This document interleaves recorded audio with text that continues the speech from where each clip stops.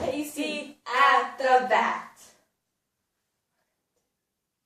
It seemed extremely rocky for the Mudville Nine that day. The score stood 2-4 with 1 inning left to play.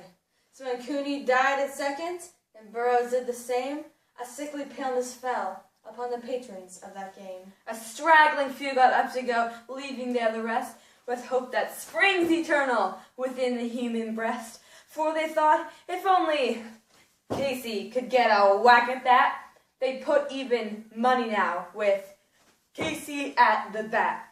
But Flynn proceeded. Casey, and likewise so did Blake. The former was a put-in, the latter was a fake. And on that stricken multitude a death-like silence sat, for there seemed little chance of Casey's getting to the bat. But Flynn let drive a single to the wonderment of all, and much surprised Blakey tore the cover off the ball. And when the dust had lifted and they saw what had occurred, there was Blakey, safe at second, and Flynn a hugging third. And then on that glad multitude there went up a joyous yell. It rumbled in the mountain tops, it rattled in the dell. It struck upon the hillside, rebounded on the flat. For Casey, mighty Casey, was advancing to the bat. There was ease in Casey's manner as he stepped into his place. There was pride in Casey's bearing and a smile on Casey's face. And when responding to the cheers, he lightly doffed his hat. No stranger in the crowd could doubt 'twas Casey at the bat.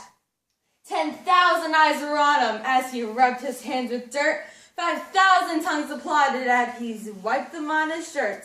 And when the writhing pitcher ground the ball into his hip, defiance gleamed in Casey's eye, a sneer curled Casey's lip. And now the leather-covered sphere came hurtling through the air, and Casey stood watching it in haughty grandeur there. Close by the sturdy batsman, the ball unheeded sped. That ain't my style, said Casey. Strike one, the umpire said. Then in the stands, black with people, went up a muffled roar, like the beating of those storm waves upon the stern and distant shore. Kill him! Kill the umpire! Yelled someone in the stand, and it's likely they'd have killed him had not Casey raised his hand. With a smile of Christian charity great, Casey's visage shone. He stilled the rising tumult. He made the game go on. He signaled to the pitcher, and once more the spheroid flew, but Casey still ignored it, and the umpire said, strike two. Fraud, said a man in thousands, and the echo answered, fraud. But one scornful look from Casey, and the audience was awed. They saw his face grow stern and cold. They saw his muscles strain, and they knew that Casey would not let the ball go by again.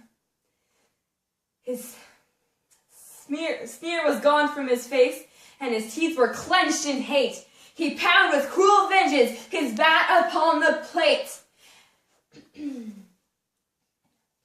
And now the pitcher holds the ball, now he lets it go, and now the air is shattered by the force of Casey's blow. Oh, somewhere in this favored land the sun is shining bright. Somewhere the band is playing, somewhere hearts are light. Somewhere men are laughing, somewhere children shout, but there is no joy in Mudville. Mighty Casey has struck out.